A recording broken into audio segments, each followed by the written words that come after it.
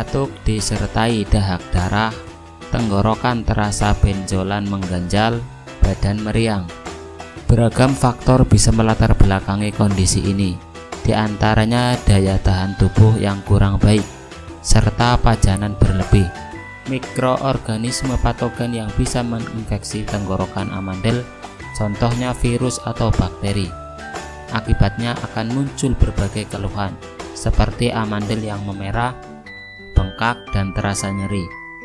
Nyeri tenggorokan khususnya ketika menelan makanan, demam, nyeri otot, dan persendirian. Suara serak, bau nafas tidak sedap, kaku leher, pusing, nyeri kepala, hingga pembesaran kelenjar getah bening di sekitar leher atau telinga.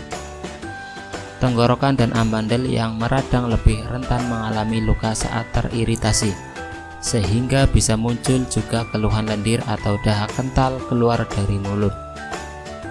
Kemungkinan lain juga muncul karena ISPA atau infeksi saluran pernafasan akut, gingivitis atau radang gusi, GERD, reflux asam lambung ke tenggorokan, limfadenitis atau radang kelenjar getah bening, keganasan di sekitar mulut atau tenggorokan, dan lain sebagainya.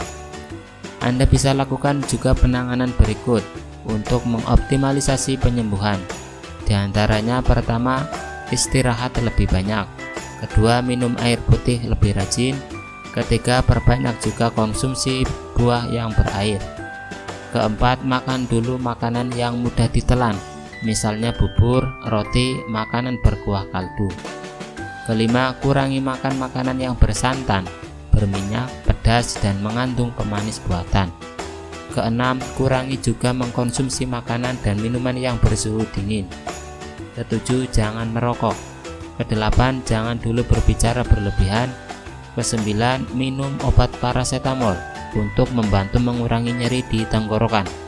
Apabila batuk disertai dahak darah berlanjut, silakan Anda bisa konsultasikan ke kami, CV Denatur Indonesia, melayani pengobatan herbal yang lebih aman dikonsumsi sehingga tidak menimbulkan efek samping.